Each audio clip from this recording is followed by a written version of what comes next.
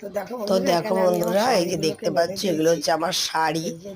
শাড়িগুলোকে আলমারি থেকে বার করে আমি রোদ্দুরে দিয়েছি, কারণ আলমারিতে থাকলে তো একটা কিরকম হয়ে যায়, গন্ধ গন্ধ।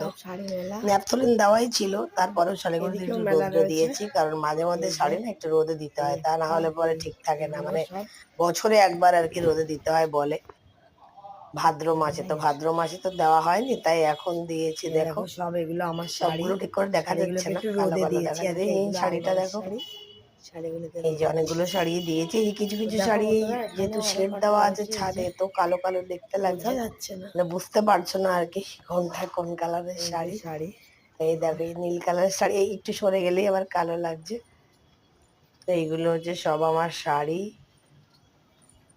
এই দেখো আরো আছে এদিকটাতে। ছাদে যেহেতু শেড দেওয়া আছে, শাড়ির কালার রোদে মানে রোদ উঠেছিল খুব ভালো, তাই জন্য দিয়েছিলাম। দেখো এই যে শেডের জন্যই কখনো ওটা কালো দেখাচ্ছে, আর কখনো আবার ঠিকঠাক দেখাচ্ছে। তো চলো শাড়িগুলো উঠিয়ে তারপর ভাঁজ করে নেবো, রোদে তো দিয়ে দিলাম।